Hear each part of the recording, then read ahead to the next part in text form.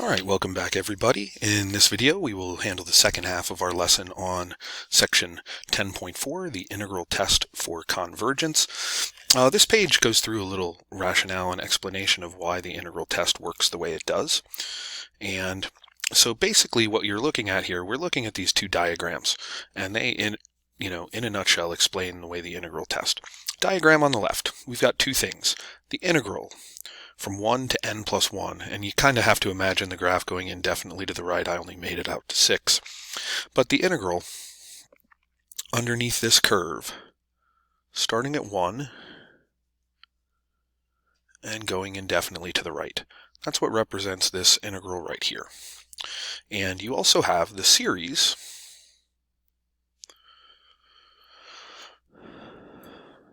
which is represented by the areas of these rectangles here. And you can see from this diagram that well, let's talk about that in a second. But that's what this first diagram represents. Second diagram, you're in the same situation. You've got the integral starting at 1. It's the same integral, but this time we're using the series. Instead of the sum from 1 to n, we're taking the sum from 2 to n plus 1, which represents all these rectangles underneath here. Okay? There. I don't know why that popped up all of a sudden there. Sorry about that. Alright, so the diagram on the right represents these two expressions right here. Okay, so now what we're talking about here, if you look at the graph on the right, you can see that the sum is greater than or equal to the integral, because when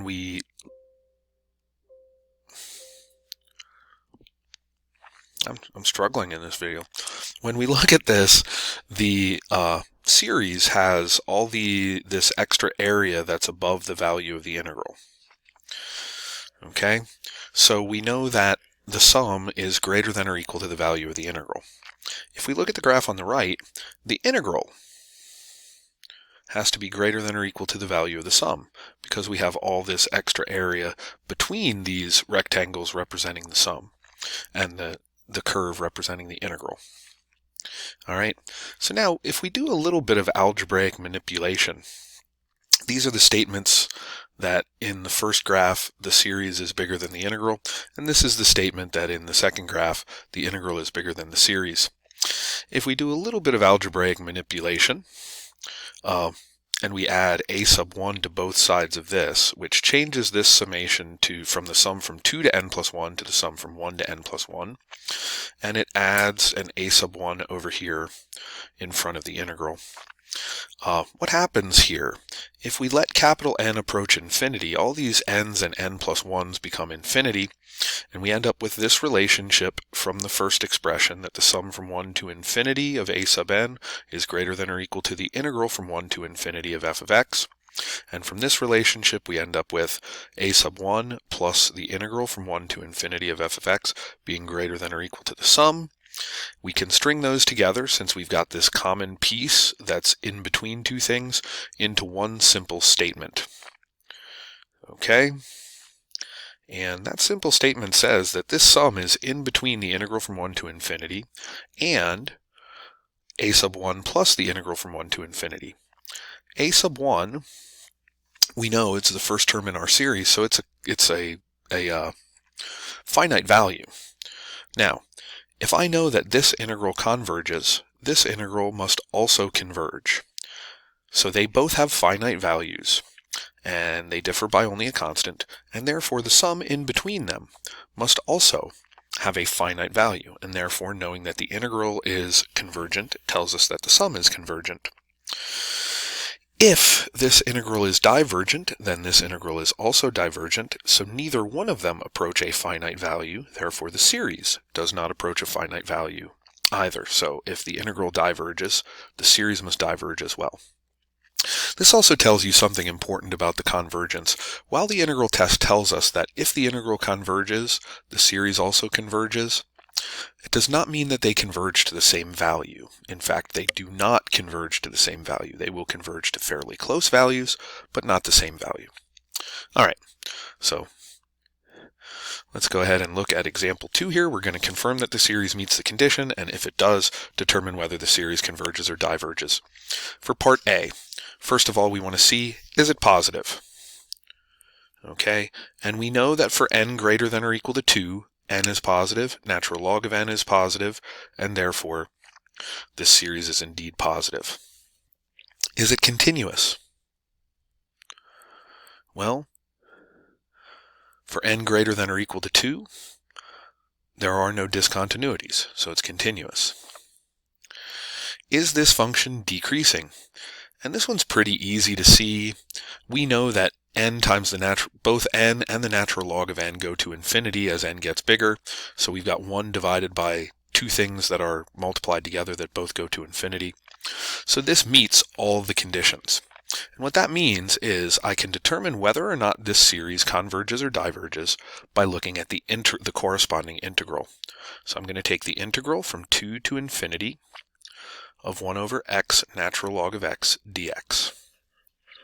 And I can find the value of this integral by using substitution. This is going to be equal to the limit as b goes to infinity of the integral from 2 to b of 1 over x natural log of x dx. If I make the u substitution, that u equals the natural log of x, then du is equal to 1 over x dx, and that turns this integral into the integral of du over u. Lower limit is now natural log of 2.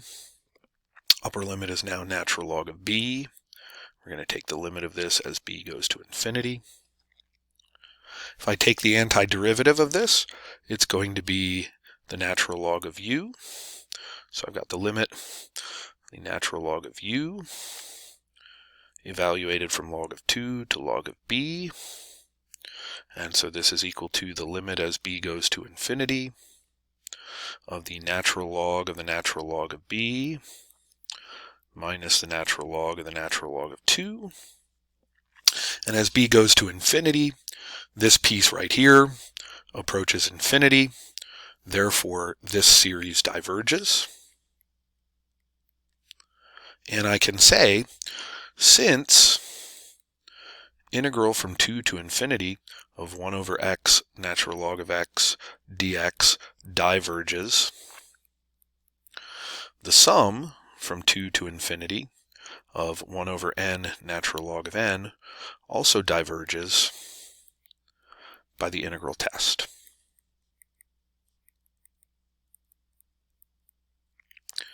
Okay, let's look at part B here. Sum from 1 to infinity of 4 over n cubed. We verify, is it positive for n greater than or equal to 1? Check. Is it continuous for n greater than or equal to 1? Again, we're looking only at, and we know that this is discontinuous at n equals 0, but 0 is not between 1 and infinity. So it's continuous on the pertinent interval. And is it decreasing? Well, yeah, as n gets bigger, the denominator gets bigger, so this is going to continue to decrease. And therefore, I'm going to apply the integral test. So I'm looking for the integral from 1 to infinity of 4 over x cubed dx, which this is equal to the limit as b goes to infinity of the integral from 1 to b of 4 over x cubed dx. I'm going to just go ahead and turn that into a negative exponent and turn this into this integral. And then I go ahead and find the antiderivative. The antiderivative of this is going to be negative 2 to the negative x squared. Or pardon me, negative 2x to the negative 2. I said that weird the first time.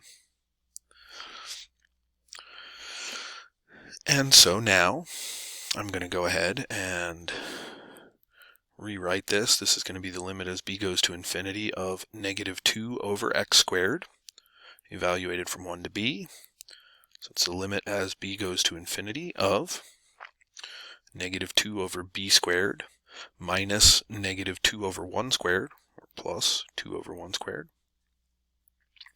And if I take this limit as b goes to infinity, this term right here approaches 0, and therefore this limit is 2.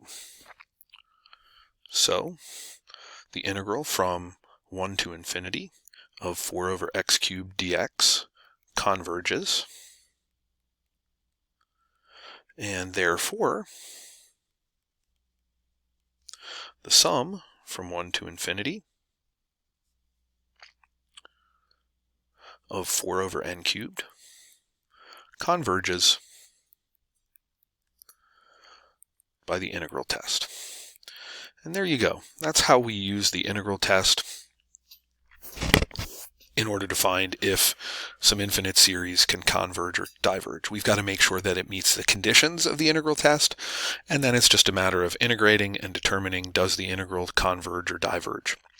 I'll be really honest with you, this is probably my least favorite test of all the tests that we're going to learn in this course, but it definitely has a place and a time for us to use it in order to find the values of various, whether or not a series converges or diverges. It definitely has its place, but leveling with you, it is probably my least favorite of all the tests we're going to learn. So there you go. All right, that takes us to the end of this section. We'll see you next time for section 10.5 already, section 10.5, right on, where we're going to talk about the harmonic series and p-series and how we can use those to determine convergence and divergence. All right, we'll see you next time. Have a great rest of your day, everybody, and bye-bye.